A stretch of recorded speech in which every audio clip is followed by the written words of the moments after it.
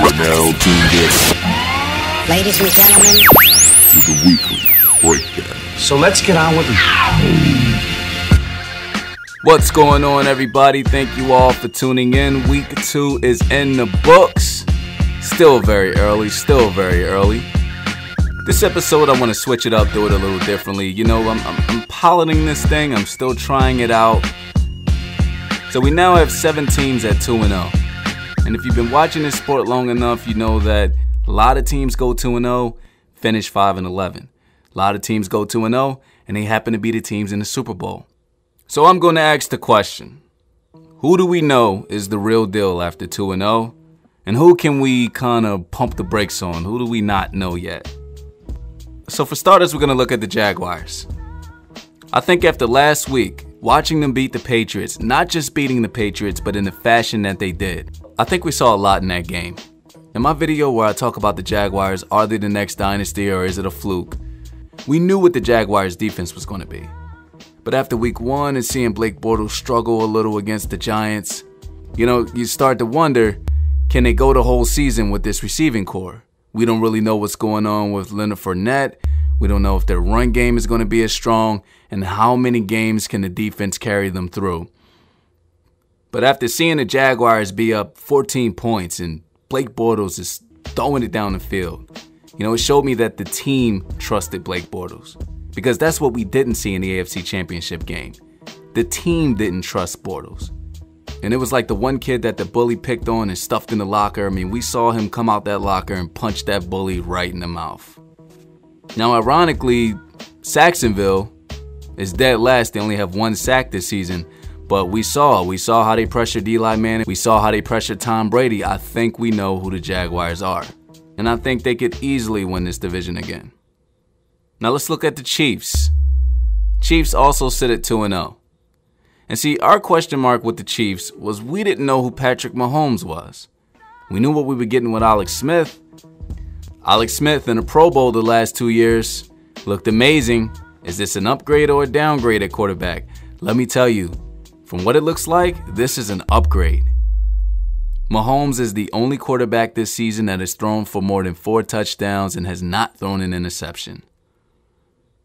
582 yards, 10 touchdowns, and a quarterback rating of 143. I mean, this kid is good. I mean, Andy Reid has a way, doesn't he? Andy Reid has a way of really making good quarterback, and I think we're seeing it here. So yes, we know who the Kansas City Chiefs are. Now their defense, they don't look so great. They're 32nd in yards allowed. They're allowing about 508 yards per game. They're 29th in points per game. They allowed 66 points. That game against Pittsburgh, I mean, you're up 21 points, but then you wind up barely winning. But isn't that the Chiefs? Isn't that an Andy Reid Chiefs team? Isn't that what we're used to seeing from them? We know who they are. They're going to be great this year. Patrick Mahomes, he's going to be in the Pro Bowl. Just like Alex Smith was. This offense is going to be dynamic. This defense is going to be towards the bottom of the league, and they'll easily make the playoffs. I think they'll win the division. They'll get the 3rd or 4th seed. They'll probably lose the first game in the playoffs, but we know who the Chiefs are. This is a good 11-5 type Chiefs team. The 2-0 Rams. I think we know who they are. That was the big question for me. In the video I did about the Rams, the big question for me was, is this defense going to look as good on the field as they do on paper? And the answer is hell yeah, especially through these 2 games. Now granted, they did it against the Raiders and the Cardinals, but they're tied 2nd in the league in interceptions. They're allowing a quarterback rating of 58.9. Derek Carr's a good quarterback. Sam Bradford, you know, he has his moments, but that's pretty impressive. That's what you expected from this defense. And let's be honest, they are in the weakest division in football. They have a good offense with some pretty reliable receivers. Jared Goff is going to be a top 10, top 12 quarterback this year.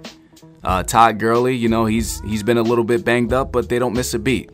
So yes, we know who the Rams are. They are a good 2-0 team that is most likely going to win 12, 13 games this year. Being in that division alone. Now, who don't we know?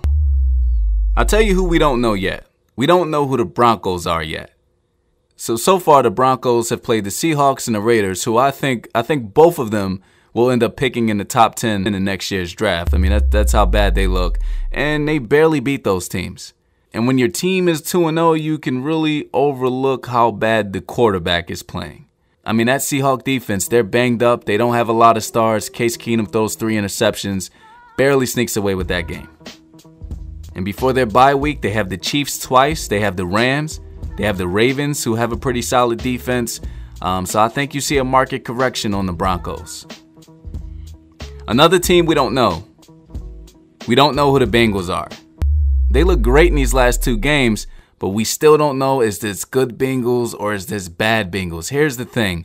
Under Marvin Lewis, when we get good Bengals, we get good Bengals. And when we get bad Bengals, we get Bengals that make you want to rip your hair out. The last 2 seasons, it was Bengals that make you want to rip your hair out.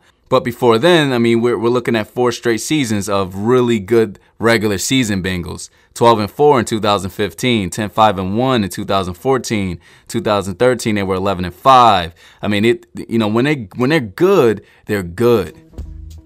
I mean, Andy Dalton is on pace to have his best year as far as QBR. Joe Mixon, I mean, just adding him to the bunch, I mean, he has 236 all-purpose yards for the Bengals, and that's number 1 under A.J. Green, who has 161. I mean, it's like you have him and A.J. Green out there with Tyler Boyd. I mean, this offense looks amazing. So down the stretch, the next 2 games, they're away at Carolina. They're away at Atlanta. You got Pittsburgh coming up. Pittsburgh is going to get it together at some point. And then they're away at the Chiefs. So down this stretch, we're going to see, is this good Bengals we're getting, or is this Bengals that make you want to rip your hair out? All right, who else don't we know? Now, some of you are going to call me a hater for saying this, but I'm going to be honest. I don't think we know who the Buccaneers are yet. Now, Fitzpatrick, when he went out there and lit up the Saints defense, you can say, oh, this is a one-time thing. The Saints were off their game. But when you go against one of the best defenses of last year, the defense that got a team to a Super Bowl, and you do the same thing, I don't know if you can call it a fluke. But the Tampa Bay defense, they're pretty banged up. And, the Saints still put 40 points on them. Now, the Eagles didn't do that. It was a low-scoring game. Not really low-scoring, but it wasn't 48-40. But the Eagles had a ton of injuries. The Eagles were on a roll without Alshon Jeffrey. Mike Wallace breaks his leg. We got Jason Peters in and out. And with all that, the Eagles still could have won that game. The Saints could have won that game in week 1. Ryan Fitzpatrick, he's out there breaking records with that passing offense. Deshaun Jackson, through 2 games, has caught 100% of the passes thrown his way. But that rushing offense, I mean, due to their passing offense being so strong, they did have a couple of runs that broke past 10 yards. But, I mean, outside of that, I mean, the 2 running backs, they're averaging 2.6, 2.7 yards per carry. Defensive coordinators down the stretch, they're doing their research. They're figuring out how to stop the passing offense. You got an offense that one-sided. I don't know you can go a whole season like that. But I tell you this. If Fitzpatrick is close to completing 80% of his passes again against Pittsburgh, you'd be crazy to replace it for Jameis Winston. Now that we talked about some of the 2-0 teams, let's switch our focus to some of the teams that are 0-2. See, a lot of times when your team goes 0-2, you want to slam on that panic button. On ESPN, they run all the graphics of the percentage of teams that make it to the Super Bowl when they're 0-2. But we've seen teams go 0-2 and have made it to the Super Bowl or have made it deep in the playoffs, and you kind of forget about those 2 games like they never happened. So what we're going to do now is we're going to look at, which teams should we be slamming down on that panic button, and which teams can we kind of fall back off the panic button and wait a little bit and see what happens. Panic button. New York City. Go ahead, slam on that panic button. Listen, your man Saquon Barkley against that Dallas Cowboys defense, who isn't really that impressive, 11 carries for 28 yards. Saquon has 102 receiving yards and 134 rushing yards through 2 games. What was the knock on him being drafted 2nd overall? That he'll give you those flashy plays. He'll make a couple of guys miss. You put him in the passing game, screen passes, sweeps. He's amazing. Running north and south, not so good. We're starting to see that. And then the Giants get Nate Solder, then they get Will Hernandez. Wasn't this offensive line supposed to be so much more improved? Well, it's absolutely not looking like that. Eli Manning, he's right where he should be. He's right where he was the last few seasons. 84.5 quarterback rating. He's ranked 21 right now, towards the bottom. The Giants have the Eagles, the Falcons, the Panthers, and the Saints coming up after Houston. Then they have the Redskins, who have a pretty good defense through these first 2 games. I mean, they could very easily be 1-7 going into the bye week, and that's exactly where they were last year. Giants fans, go ahead and hit that panic button. Another team that needs to go ahead and hit that panic button, especially being in the division that they're in, the Detroit Lions. Boy, do they look bad. You probably should have hit the panic button the moment Matt Patricia was named the head coach. But Matthew Stafford, 4 touchdowns, 4 interceptions. He's ranked 27th with a quarterback rating of 76.7. Now, here's the thing. I don't really know how you can take that first game against the Jets because, apparently the Jets knew what their signals were and what they were going to call before they called it. Not because they cheated, but because they looked at the film, and that's how predictable Matthew Stafford and this offense is. Now, here's who they have next. They have the Patriots, then they're at Dallas, and then they have Green Bay coming there. I mean, the Lions could easily start 0-5. If you're 0-5 in the NFC North, in the NFC Conference, as tough as these teams are going to be, I don't know that you make the playoffs. Now, here's 2 0-2 teams that I don't know if you want to go ahead and hit the panic button just yet. And you might be surprised who I have on this list. So after going back and looking at everything, I realized that, the Seahawks, they got the injuries on defense. That offensive line is horrendous. We have no expectation of when Doug Baldwin is going to be back. The Seahawks played 2 really tough defenses. Khalil Mack and the Bears. That Broncos defense is pretty aggressive. And they hung in there. They hung in there because of Russell Wilson. I mean, these are 2 blowouts if you don't have a player like Russell Wilson. I mean, he's got this rookie, Will Dissly. I mean, this is what you do when you're a great quarterback. You make it work. You find a way. And before the bye, you got Dallas at home. You're away at the Cardinals. You got the Rams at home, and then you're away at Oakland. Assuming they lose to the Rams, they could very easily be 3-3 going into the bye. And in the division that they're in, if they can find a way to, get this defense meshing well, Doug Baldwin, I don't know if he comes back, but if you can get some kind of protection for Russell Wilson, there's a possibility that they can turn it around and maybe make a wild card spot. Who knows? Another team I'm not ready to throw in the towel on yet, I'm going to go ahead and say the Texans. Now, what happened on that last play against the Titans? That was a rookie mistake. That was a very, very poor rookie mistake. I mean, when you watch the film, the Titans rushed 2 guys. On TV, they show where the field goal target is.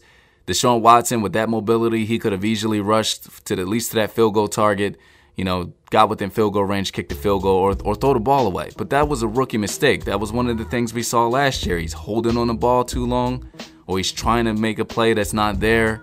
But when you think about it, this is his 8th start. So technically, he is still kind of in his rookie season. I think you learn from things like this. I think you go back, you watch the tape, you get better at 4th quarter comebacks. Although some of that comes down to coaching as well. But, I mean, their O-line sucks. You got DeAndre Hopkins. If Will Fuller can stay healthy, you got a nice 1-2 receiver tandem there. Lamar Miller is averaging 4.9 yards per carry. And then coming up, they got New York at home. They go away to Indianapolis. They got the Cowboys. They play the Bills. I mean, you start the season with 2 away games. One in New England, season opener. You already knew that was going to be a tough one. The Titans, who they could have beat, has a pretty tough defense. So, I mean, these next 4 games, it's very plausible that they could win the next 4 games. And then what? You're at 4-2, and it's like these 2 losses never happened. All right, now before we get into the predictions for Week 3, one of the topics that I wanted you all to respond to was, did Mike Tomlin lose that locker room? I do have a response from a viewer that I'm going to play, but any other topics, I'm going to play them on the next show, 484-341-3750. Leave your thoughts, leave your questions, leave your comments. So anything we talked about today, Which teams should be hitting the panic button? Did I get that right? The teams that shouldn't be hitting the panic button. Did I get that right? Do we really know who the Chiefs are? Do we really not know who the Buccaneers are? Tell me your thoughts. 484-341-3750. Did Mike Tomlin lose that locker room? Let's see what my man Connor Lawrence has to say. John, it's your boy Connor, the commissioner of your league, all the way up from Albany, New York. How you doing, my man? I'm here to comment on the situation with the Steelers and the connection between them and the Patriots and how the two of them are going wrong. I think that the situation with Mike Tomlin in Pittsburgh, historically, if you look at it, it mirrors greatly what happened with Jimmy Johnson and Barry Switzer in Dallas in the 90s. And what you have is a foundation being built with a coach who is beyond competent and knows how to create a culture. And not only knows how to create a culture, but knows how to execute excellently on the field and off the field with personnel, this, that, and the third. The problem with Tomlin and Switzer fundamentally is that, and this word gets tossed around a lot, they're players coaches, They aren't disciplined enough, as you said, as you noted. And I think that it's only a matter of time, really, until not only Tomlin gets fired, but this could have ramifications all the way up through the ownership. Because you could potentially see not rioting in the streets, but, mutiny amongst the fans if a deep play. So, Connor, my bad, man. I don't know what happened there. I don't know if you hung up or if it cut off. But essentially, I get what you're saying, and I get the comparison. Barry Switzer, he took over for that Jimmy Johnson Cowboys team. Very similar to how Tomlin took over for Bill Cowher's Steelers. And, within the first couple of years, Barry Switzer got that 95 Super Bowl, but then things just started to taper off, and the Cowboys really haven't been that good since. And that's the thing about players' coaches. Does that ever work when you're dealing with competitive athletes? I've noticed in regular work environments that certain types of jobs, it does call for the management to be a little bit more compassionate. Whereas, in a sales environment, very competitive, you got a lot of egos. You could really motivate people up front by being the friendly, cool, laid-back boss, but that gets old real quick. So players, coaches, does it work? Dick Vermeil was a player's coach, and he always had really good teams. He couldn't win a Super Bowl. I always remember Dick Vermeil crying and hugging his players, and, these are like my sons, and they never won a Super Bowl. Some of you guys have been around a little longer. I don't remember it in my lifetime. Can you recall a player's coach that was successful and also, won titles? So Pittsburgh at Tampa Bay. Look, here's the thing. What we saw from the Steelers the last two games is we saw them come out of the locker room like they didn't want to be there, like they didn't really feel like playing. And then literally once they're down 21 points, they go, oh, wait, we're in a football game. And they almost come back and almost win. Man, you can't start this season 0-3 Pittsburgh. Now, what I'm noticing from the Buccaneers, what I'm noticing that Fitzpatrick has done these last two games is that he literally is taking 3 steps back and throwing the ball up. He's not looking to see if his receivers are open. He's literally 3 steps back, throw it up. And it's been working. It's been magic. Fitz magic. Deshaun Jackson has caught 100% of his passes. Mike Evans is right behind him. So they have to put pressure on Fitzpatrick. They have to get to him before he can throw that ball up in the air because the Steelers secondary is not that great.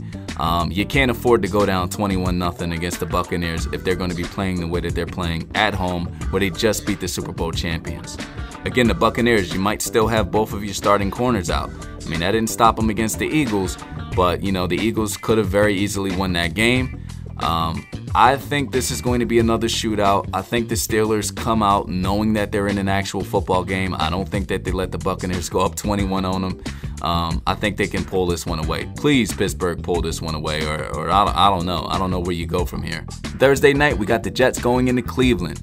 Cleveland is very sneakily becoming one of the best defenses. I mean, this has only been 3 games, but, Cleveland is 3rd in sacks. They're number 1 as far as being +6 in the turnover difference. Denzel Ward, man, he's going to be elite. At least through 3 quarters, they've been able to contain 2 of the most dynamic offenses. They held Pittsburgh to 7 late in the third. They held New Orleans to 10 points. But the thing is, when your offense isn't doing anything with that, you allow teams to come back on you.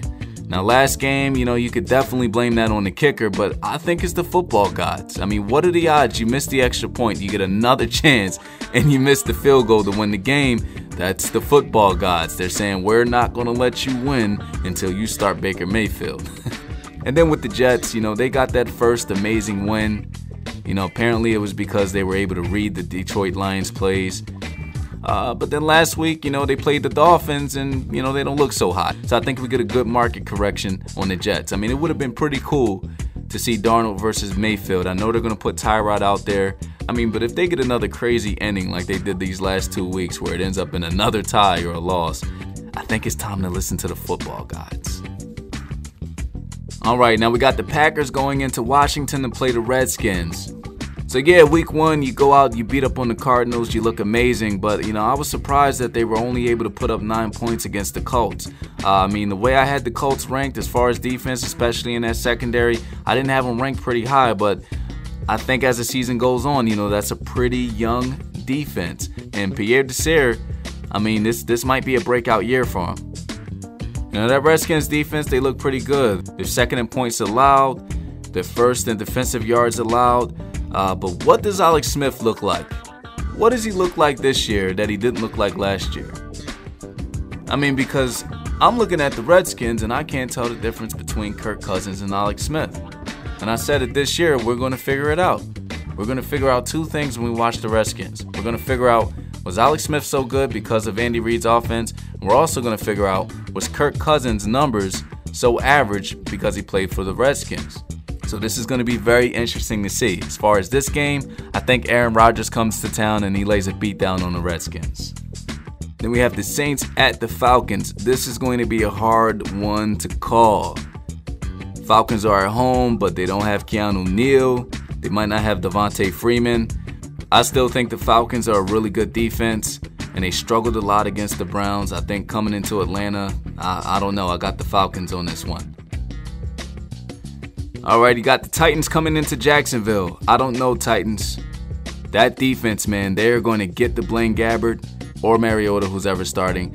I mean, that receiving core against Jalen Ramsey, Gibson, Boye, I don't know. I got Jacksonville winning this one. All right, we got the Raiders at the Dolphins. And I got to tell you this, with Tannehill back, this Miami offense, they look really in sync. They look pretty good. Tannehill has a QBR of 104.9. Kenny Stills, Jakeem Grant, they're stepping up. I like the Kenyon Drake, Frank Gore tandem. And Derek Carr, I mean, he's just having a rough time so far this season. This one's another one of those that for me is a little too close to call. But I don't know, man. My gut is telling me Miami. My gut is telling me that they surprise us all and start the season 3-0. Broncos at Ravens. Look, on paper, when you look at the stats, the Ravens, they look pretty good, but only because they had that 6th preseason game against the Bills. When you look at how they played last week against Cincinnati, I mean, they were down 28-7 in the second quarter, until the Bengals started to take their foot off the gas. I think when they're playing an actual good team, you see who the Ravens really are. I don't think the Ravens are a good team this year, and I think they lose against the Broncos. I think despite how Case Keenum plays, I think he'll have some turnovers, but I think, again, the Broncos will pull out another win. Bengals at Panthers. The Panthers may be without the Norris Searcy, without Dante Jackson. They got Ross Cockrell out. I mean, that secondary, we're not really sure what's going on there. Cam doesn't have Greg Olsen. I think we see another game of good Bengals. I got the Bengals winning this one. Giants at Texans. Panic button, no panic button. I mean, the 2 teams are evenly matched. They both have a pretty bad offensive line. They both are okay at best at defense. But this one, I think we get the Deshaun Watson that we saw last year. The one that made us think he would win MVP this year. I got the Texans winning this one.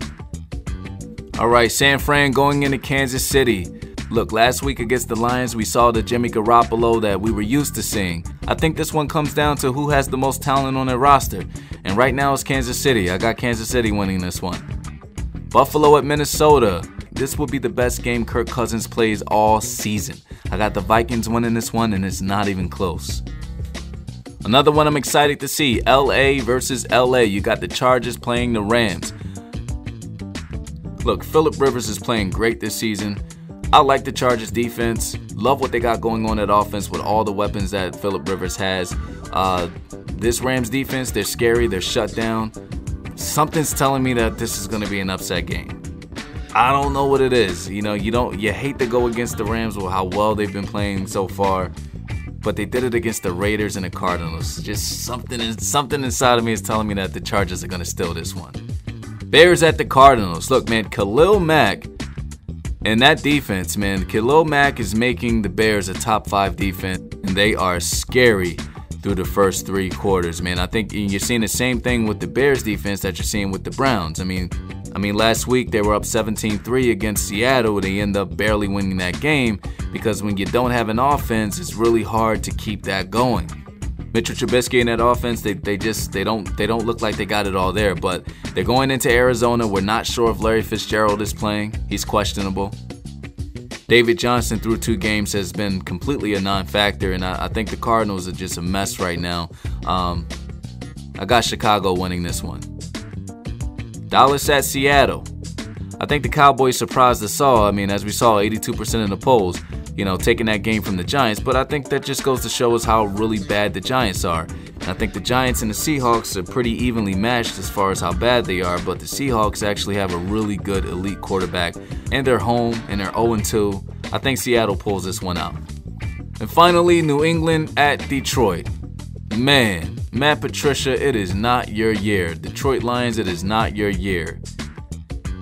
You got your man Bill Belichick coming into your stadium after being embarrassed by the Jaguars. Tom Brady, he was out there looking every bit of that age of 41. You don't really see the Patriots take back-to-back L's like that. I think they come out with a vengeance. I think they take this game handedly. Anyway, that's the show. Thank you all for watching. Please subscribe. Please share. Please like, comment.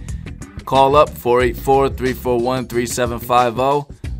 Any questions, any comments you want to be played on the next show? That's how you get that done. Anyway, thank you all for watching. See you on the other side.